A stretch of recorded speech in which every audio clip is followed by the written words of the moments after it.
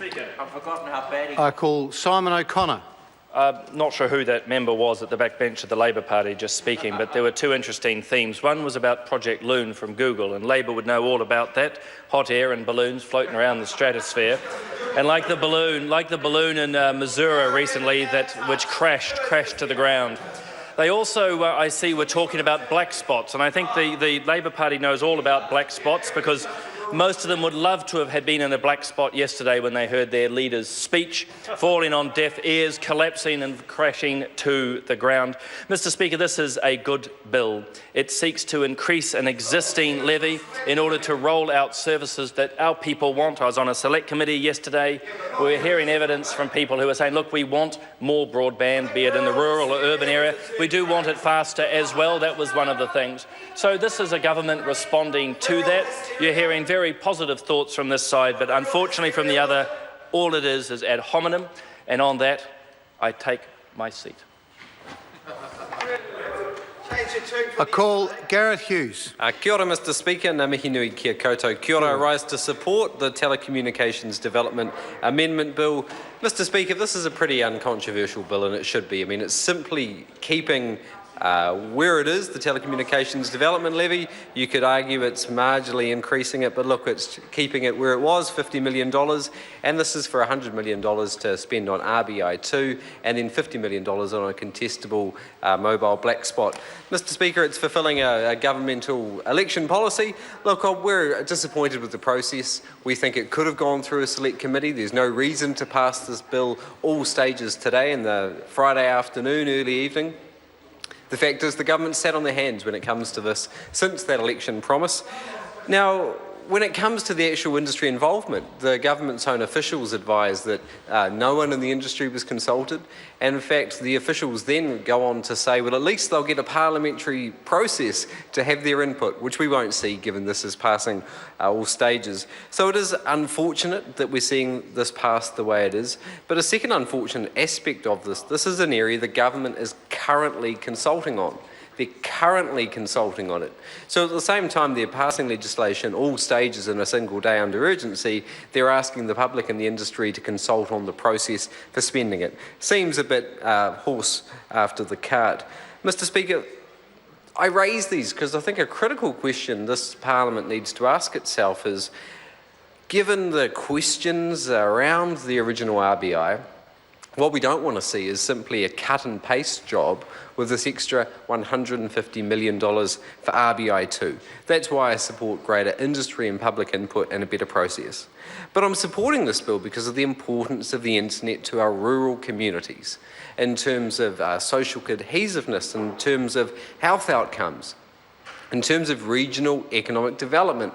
We know the internet plays a critical role for our communities and those communities, and we've been hearing about them on the Commerce Select Committee from Outram, from Mosgiel, from a host of communities who haven't been able to access ultra-fast internet to date, how it's holding their communities back. Mr. Speaker, I have a vision that kids in rural schools can access the world's best educators via the internet. Our farmers who are using data to increase their productivity can do so more and sell their products around the world. Mr. Speaker, when it comes to the internet, it breaks down some of the strategic challenges our country faces. There's a limit to how much milk powder we can export around the world. In fact, we're seeing it in our streams and rivers at the moment. There is no limit to the amount of intellectual property, services, new ideas, entrepreneurialism we can be exporting across the internet cables. And as the government now, with this legislation, sets to spend more than $2 billion in internet access over the course of their government, we have to ask ourselves, are we simply just building an ultra-fast intranet? We also need to focus on those international connections, which is something the Green Party has pushed. So rural broadband is good for farmers, it's good for kids, it's good for our rural communities. It lessens that digital divide, which we know is based both by income, but also by region. Disappointingly, when you look at the original RBI though, the government can't point to a comprehensive economic evaluation of its outputs. This is important, Mr. Speaker, because we know a lot of our communities aren't able to access ultra-fast internet, particularly in rural regions. Now, the government's able to point on paper to the amount of potential connections, but I think for many communities that sounds and rings hollow. They want to know how many people are actually connecting. Now, we can do this for the ultra-fast broadband project, but not for the RBI. Now, we should be measuring this stuff. We should be getting value for money for spending $300 million for date, and for the government to now be wanting to spend an additional $150 billion. But it's important to invest this money. We saw from the Glass Superior report that providing greater internet access and use of the internet by our businesses could deliver $34 billion in economic benefits. We can see our regional economies thrive. Now, Mr. Speaker, I won't name the person, but I know someone down south who literally is managing a network of global satellites for climate change research, managing assets worth hundreds of millions of dollars.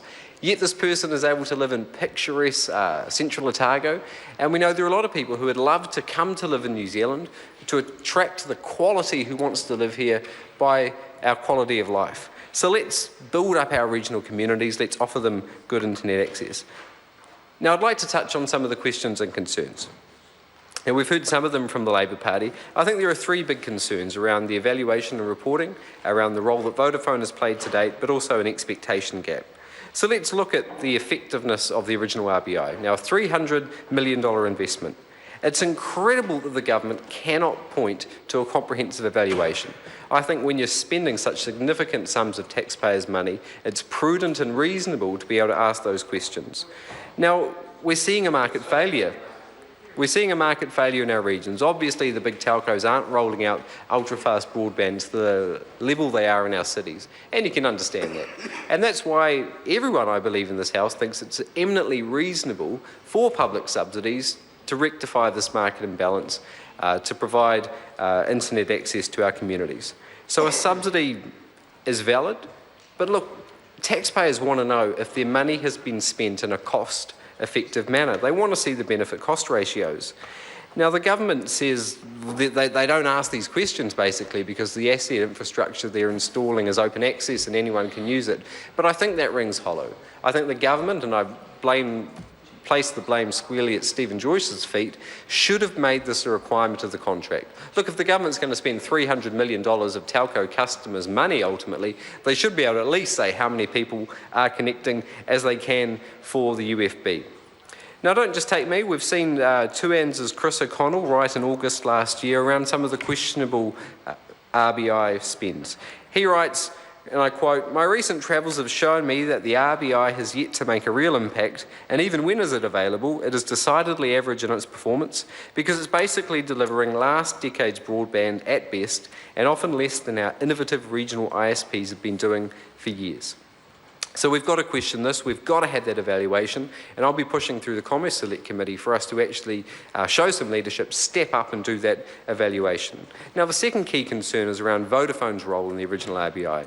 They received $60 million of Telecommunications Development Levy funding for the wireless RBI stage.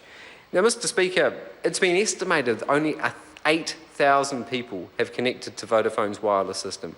8,000 people from a $60 million investment. If you do the simple maths, 60 million divided by the 8,000 customers is $7,500 per connection. Now, let's have that debate if that's a worthwhile use of taxpayers' money or not, but let's have the facts and have that debate. Now, Mr. Speaker, I am concerned to read in the official's advice to the government in section 17 that it does anticipate that the majority of funding will go to the larger TDL players.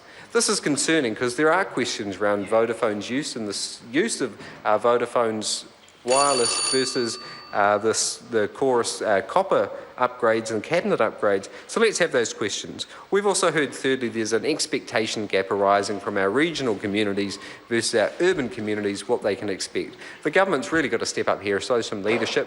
They need to improve their communication. They need to actively communicate the timelines to these communities. So, Mr. Speaker, to address some of these concerns around further telcos and customers subsidising particularly large players, and I'm thinking of Vodafone here, I've got a SOP in front of the House which will request the Minister take regard to the development of, in her decision making, to promote competition, to promote diversity in non-urban telecommunication markets, and to look at a range of different technological solutions. Now, we've heard of the loon balloons, Mr. Speaker, and it's true, technology is changing fast, so I think it's prudent and eminently reasonable the Minister should have regard to new technology.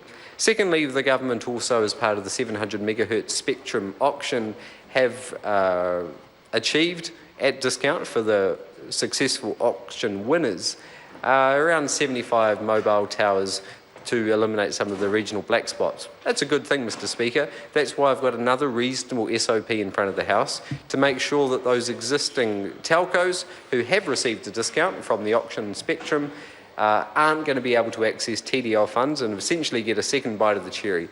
These are some things, two issues I think government members should be able to agree with, and if they do, they should support it, and there's no reason not to. So there's the Green Party position, Mr. Speaker. We stand for good regional internet access. We've got some concerns around the process, some suggestions and solutions to make it better, and that's why we're supporting today. Kia ora.